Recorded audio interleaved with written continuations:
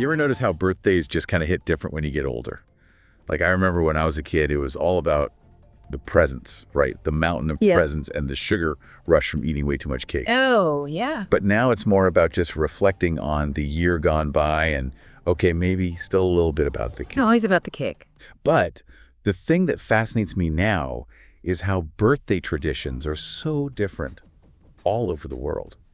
So that's what we're going to be digging into today. Sounds fun. Yeah. So we've got a couple Wikipedia articles, one on birthdays in general, and then another one about just global customs surrounding birthdays. And we've got a blog post that compares celebrations in different countries. Oh, cool. So it's going to be like globally party hopping, but without the jet lag. And without the awkward small talk. I like it. Exactly. What's really interesting to me is that, like, marking the anniversary of your birth, it's a universal concept, you know? But the way that we celebrate is so different everywhere. Yeah. It's like looking at one event through a kaleidoscope. Ooh, I love that. That's a good analogy. So basically today, our mission is to unearth those unique celebrations and kind of see what connects all of us, but also what makes each culture's approach so distinct. Yeah, I'm excited. Me too. Let's kick things off by traveling way back in time, because I think we often think of birthdays as being a modern concept, but their roots go back thousands of years. Really? I always kind of assumed it was a more recent thing. Yeah, no, they've been around. So take ancient Egypt, for instance. They held these really extravagant celebrations for pharaoh coronations. And some historians think that these events might have actually been some of the earliest birthday celebrations, marking the, symbolic birth of a new reign. Oh, so it's less about like the individual's birth and more about a beginning. Yeah, more symbolic. That's really interesting.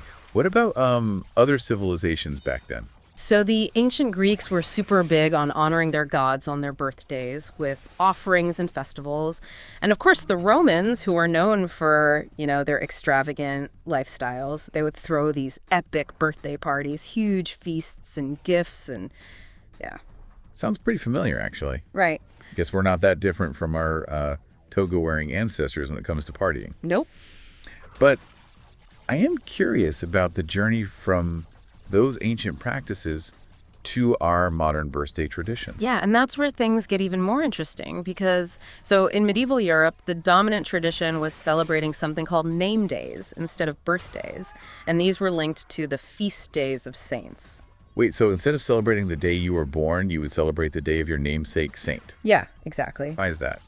So it was really tied to the influence of the church and also, probably to some extent, just the limitations of record keeping at the time. Ah, okay. Because births weren't always super well documented like they are today. Right. Makes sense. Yeah. So the church, with its calendar of saints' days, it kind of provided a framework for people to mark these personal occasions.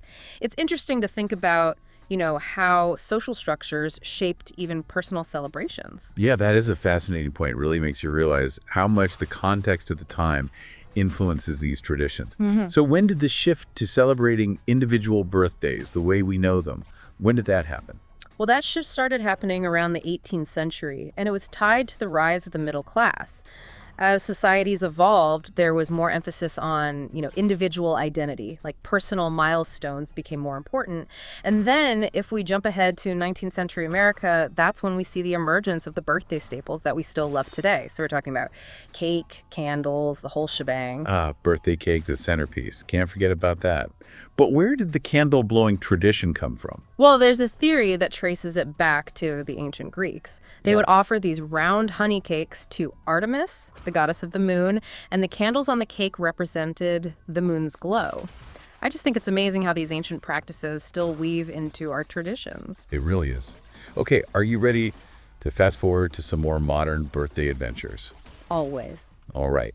Let's hear how different cultures celebrate today, starting with India. Okay, so birthday celebrations in India are a really cool blend of tradition and just joyous revelry. The day often starts with something sweet. You guessed it, dessert. Of course. And it's a custom to actually feed each other cake, which is a symbol of sharing happiness and good fortune. Ah, I love that. Yeah. What about the tradition of wearing new clothes on birthdays? Oh, yeah, that's another big one. Wearing bright new clothes symbolizes a fresh start, a celebration of life. It's like stepping into a new year with a renewed sense of yourself. I love that. Okay, from vibrant India, let's hop over to Japan. What's their birthday scene like? Japan's approach is quite different. It's more subdued. especially for adults. So while children often have birthday parties, adults tend to celebrate with just quiet dinners, maybe with their partner. That's interesting. It's such a contrast. Are there historical reasons behind this? Absolutely. Before the 1950s, Japan actually followed like a more communal approach to birthdays. They celebrated everyone's birthday together on New Year's Day. What? Yeah. So everyone just collectively became a year older on the same day? Pretty much. Yeah, it was rooted in this belief that everyone aged together. Wow, that's so different. Right. Wow. It really highlights how they emphasized shared experiences over individual milestones. And although individual birthdays did gain some traction later, especially for children, a lot of adults still have that quiet, introspective approach. It's fascinating how deeply ingrained cultural values can be. Yeah, that's a really good point. Okay, I'm ready for some more festive vibes, though. What about Mexico? How do they do birthdays? Oh, get ready for some serious birthday energy. Mexicans really embrace the spirit of celebration. Imagine you're being serenaded awake by a mariachi band playing Las Mañanitas, their traditional birthday song. Oh, I love that song. It's so joyful. Speaking of joy, what's this? I read about a face push into the cake. Ah, yes, la mordida. It's this playful tradition where the birthday person gets their face gently, or sometimes not so gently, pushed into the cake after they blow out the candles. Okay, that sounds like a recipe for some hilarious photos. Oh, yeah. And of course, no Mexican celebration is complete without a piñata, right? Absolutely. Piñatas overflowing with treats, always a staple. It brings out the kid in everyone. And then there's the culinary star. Tres leches cake. Oh my God. I've heard it's so good. It's amazing, this decadent, multi-layered creation, true birthday indulgence. I'm sensing a theme here. Good food, good music, good company. It's all about embracing the joy of the occasion. You got it. But there's also this uniquely Mexican tradition that I think adds a really lovely personal touch. They decorate cars with colorful Post-it notes that are filled with birthday wishes. Ah, that's sweet. Isn't it? It's such a charming way to spread the birthday cheer. Okay, last stop on our world tour for this part of our deep dive, China. What are their customs like? So their approach to age and birthdays is super rooted in their history and beliefs. They use the East Asian age reckoning system, meaning that you're considered 1 year old at birth and you gain another year on Lunar New Year, not on your actual birthday. Wait, so a baby could theoretically turn 2 before they even have their first birthday party? Yeah, that's right. That's wild. And I also read that some ages are considered unlucky. Yes. So especially for women, ages 30, 33, and 60 are sometimes seen as unlucky. Some people might choose to downplay celebrations for those birthdays to kind of avoid tempting fate. It reflects a cultural belief in numerology and how numbers can influence your life. That is a very different perspective. So how do they celebrate the birthdays that are considered lucky? So symbolism and auspicious foods are a really big deal. Longevity noodles, which represent a long life, they're a must-have. They're these long, unbroken noodles that you're supposed to slurp up in one continuous strand, which is harder than it looks. I've seen those, and it definitely seems like a skill. What other foods are part of the feast? Well, you'll often see red-dyed, hard-boiled eggs. They symbolize happiness and good fortune. And then there's dumplings, which are believed to bring good luck. It's really all about eating foods that have good vibes for the year ahead. It's amazing how food and symbolism are so interwoven in all these different celebrations. We've covered so much ground already. Let's take a break here and come back in the next part to explore some more intriguing, I guess you could call them birthday quirks, and then we'll wrap up our global birthday adventure. See you soon. Welcome back to our global birthday exploration. We've already uncovered some really fascinating traditions, from ancient Egypt all the way to modern-day China. I, for one, am ready to dive into some more of these unique customs, and I guess we could call birthday quirks. Yeah, well, you brought up those unlucky birthdays in China, and it just makes you wonder about the psychology of it all, right?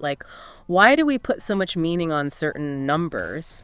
Especially when it comes to these personal milestones like birthdays. It really is kind of a head scratcher. I mean, we have superstitions in Western culture too, right? Yeah. Friday the 13th, black cats walking under ladders. Right. But I've never heard of anyone skipping their birthday party because of a number. Yeah.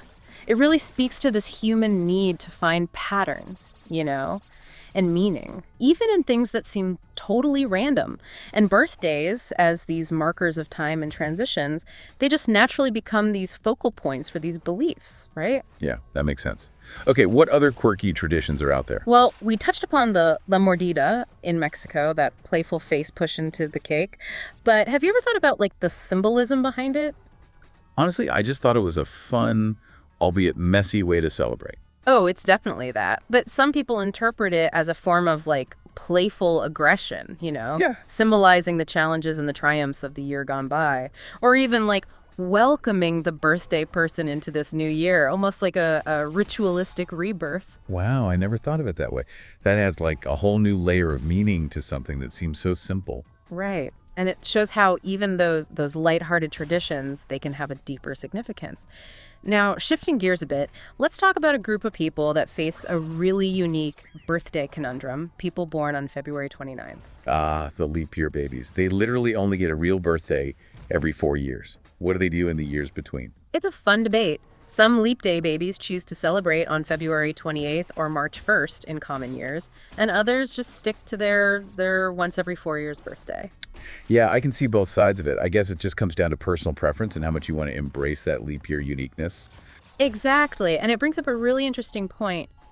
How much of our birthday celebrations are really just dictated by tradition versus our own choices? That is a really good question. It makes you think about why we celebrate the way we do and how these customs have evolved over time. Now, for a stark contrast, let's look at a place where personal choice regarding birthdays is severely limited. So, North Korea. It's actually completely forbidden to celebrate birthdays on July 8th and December 17th. Why those dates specifically? Well, they mark the anniversaries of Kim Il-sung and Kim Jong-il's deaths, the former leaders of North Korea. It's a powerful example of how political ideology can even impact personal celebrations. That's both fascinating and a little unsettling, I have to say. I just can't imagine not being able to celebrate my birthday because of a national decree. Right. It really underscores just how complex cultural norms and societal influences can be. And it's not even just about avoiding parties on those dates. It's like public displays of joy, any form of acknowledgement. Wow. It really highlights just how important birthdays are to us, as markers of our individual lives and milestones. It does. And speaking of milestones, let's circle back to the Jewish tradition of emphasizing certain birthdays. We mentioned how like a second or third birthday might be a bigger deal traditionally, marking, the weaning of a child. Right. And of course, the bar or bat mitzvah at age 12 or 13. That's such a significant coming-of-age ceremony in the Jewish faith. Exactly. These milestone birthdays, they're not just about marking another year. They represent, key transitions and responsibilities within the community. Yeah, it's a good reminder that birthdays can hold such different levels of meaning depending on the cultural and religious context. For sure. I mean, we've journeyed from the ancient Egyptians celebrating pharaohs to modern-day Mexicans getting playfully cake-faced. What stands out to you from all these different approaches? What strikes me the most is how birthdays, despite their seemingly personal nature, are so deeply connected to these broader cultural values and historical contexts. It's not just about the cake and the presents. It's about how societies choose to mark time and celebrate individual lives within their communities. That's a great observation. And it actually brings us to a key takeaway that I don't think was specifically mentioned in any of the sources, but it's something that's been on my mind. The way we celebrate birthdays today, it reflects this really fascinating interplay between tradition, personal expression, and this constant evolution of societal norms. That's a powerful insight. Yeah. It really makes you realize that even something as seemingly simple as a birthday can be this microcosm of human culture and history. Absolutely. And it brings up this question. As our world keeps becoming more and more interconnected, how will these birthday traditions continue to change and adapt? Will we see this fusion of global customs, or will these unique traditions, stay strong? Those are some really thought-provoking questions. I'm really curious to see how technology and globalization will shape birthday celebrations in the future. But for now, let's take a break, and we'll come back for the final part of our deep dive to wrap up our exploration of birthday traditions around the world. Welcome back for the final leg of our Birthday World Tour. We explored the ancient roots, uncovered some pretty quirky customs, and even pondered the psychology behind it all. I feel like I have a whole new perspective on birthdays. It really is amazing how a seemingly simple event, like having a birthday, reveals so much about human culture and history. But before we wrap up, I kind of want to circle back to a point that we touched on earlier. So the evolution of birthday celebrations kind of mirrors broader societal shifts, right? You're talking about how the rise of like celebrating individual birthdays happened around the same time as individualism was becoming like a more important social value. Yeah, exactly. In the past, birthdays might have been more about these communal or religious things, but as societies have changed, the focus shifted to celebrating, the individual. Makes you wonder if the way we celebrate birthdays today would just seem totally bizarre to someone from like a few centuries ago. Oh, absolutely. And don't forget about globalization. The internet and social media mean we're exposed to traditions from all over the world now. It's creating this like crazy fusion of cultures and customs. It's like a global birthday potluck. I like that. With all this mixing and mingling of traditions, though, do you think those unique traditions will eventually like just fade away? That's the big question, isn't it? I think it's more likely that we'll see this kind of blend of both. So we'll see some traditions that are really important. They'll be preserved. But at the same time, we'll be like adopting new influences from all over. So what does that mean for us? Like, how can we approach our own birthdays in a more mindful way? Well, I think instead of just going through the motions, we can actually stop and think about the meaning behind the traditions, Yeah, and personalize them to reflect our values. I like that. It's about making birthdays more intentional, more about the journey and less about like the party favors. Exactly. It's about acknowledging that time is passing and appreciating the people in our lives. Couldn't have said it better myself. We've covered so much ground today. From those ancient Egyptian pharaohs to modern day La Mordida in Mexico. What was the most surprising thing you learned today? I think for me, it was just the sheer diversity of birthday customs and how connected they are to cultural values. It's a good reminder that there's so many ways to celebrate this universal thing of getting older, and each way has its own unique charm and significance. I totally agree. So, dear listener, we're going to leave you with a challenge. Go out and discover a birthday tradition from a culture you're curious about. It could be something as simple as like a special food or a symbolic gesture, anything. See if you can incorporate it into your own celebration. Or if you're feeling really adventurous, create your own tradition. After all, birthdays are all about celebrating life. Who knows? Your unique twist on things could become a cherished tradition for generations to come. That's something to think about. And on that note, we'll sign off, leaving you to ponder your next birthday adventure. Happy celebrating.